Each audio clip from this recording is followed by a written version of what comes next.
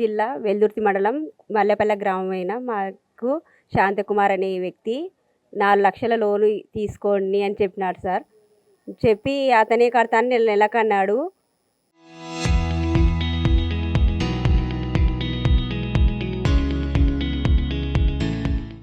అయినా కూడా కట్టలేదు ఆయన. ఇప్పుడు బ్యాంక్ వాళ్ళు మమ్మల్ని కట్టండి అని అంటున్నారు సార్. 5 స్టార్.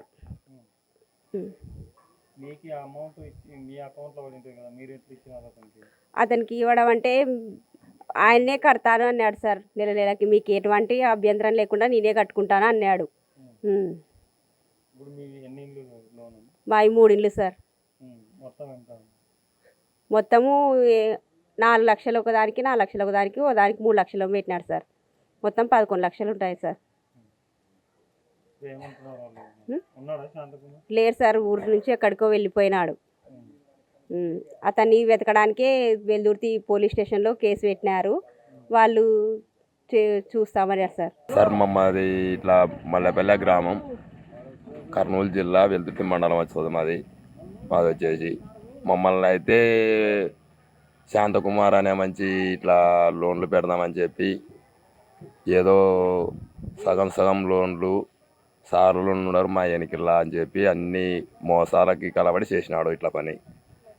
మాకు లోన్ చేయడం 4.5 లక్ష.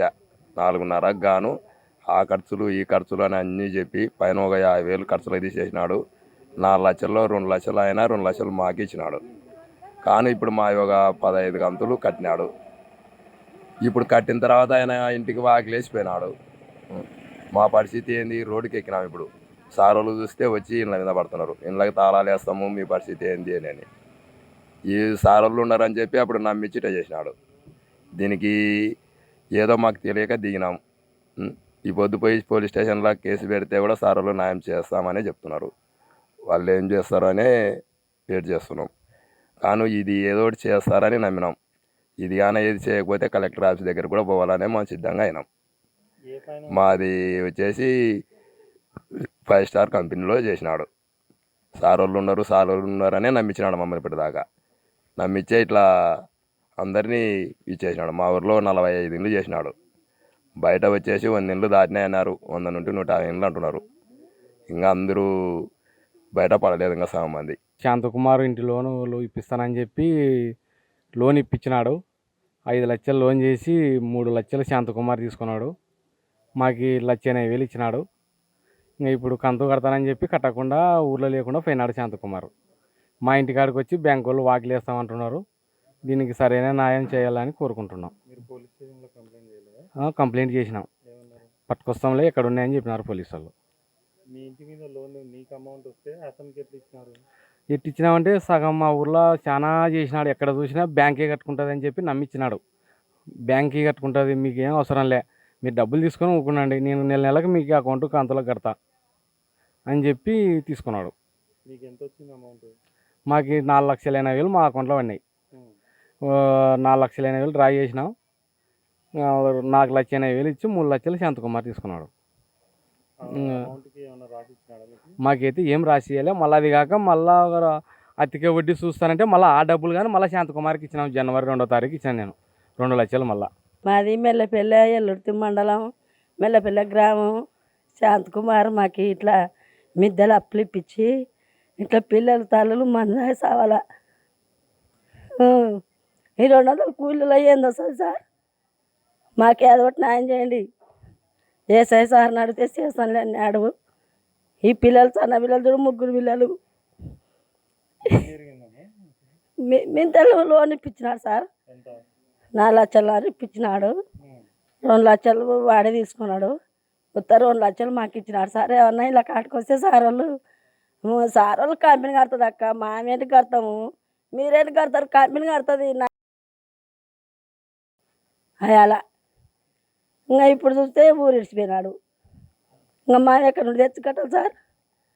ఈ పిల్లలు సన్న పిల్లలు తీసుకొని 200 కూలీని కడతాము.